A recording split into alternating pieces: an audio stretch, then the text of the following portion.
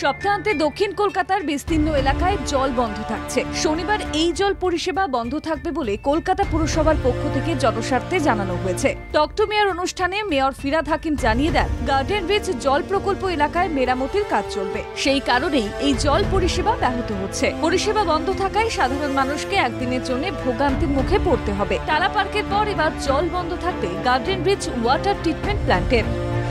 Garden rich water treatment প্ল্যান্টে মেরামতির রক্ষণাবেক্ষণের কাজ চলবে। 18 জানুয়ারি সকাল 9টা থেকে একবেলার জন্য বন্ধ থাকবে জল। কালীঘাট, রানীকুঠি, গড়ফা, চেতলা, গলফ গ্রিন, বেহালা, বাস্তনি, মেটিয়া ব্রুজে জল বন্ধ থাকবে। বিস্তীর্ণ অংশের মানুষকে একবেলার জন্য জল ভোগান্তির মুখে পড়তে হবে, যার ফলে বড় 8, 9, বড় 10, বড় 11 এবং বড় 12 আংশিক ছাড়াও বড় 13, 14, 15 এবং 16 নম্বর বড় জল সরবরাহ বন্ধ থাকবে বলে জানিয়েছেন মহানাগরিক। 19 তারিখ থেকে আবার পরিষেবা স্বাভাবিক হবে বলে আশা করা হচ্ছে।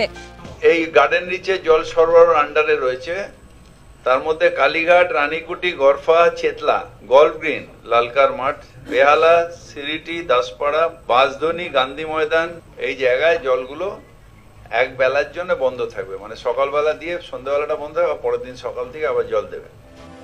রবিবার সকালে 24 ঘন্টা পরে নির্দিষ্ট সময়ে ফের জল পরিষেবা স্বাভাবিকভাবেই পাওয়া যাবে। দক্ষিণ কলকাতার পিটিএস থেকে Gariahat, Kalighat, Hazra, Chetla, new Alipore, garden reach, Topsia, Tiljala সহ বিস্তীর্ণ এলাকায় একবেলার জন্য জল পাওয়া যাবে না।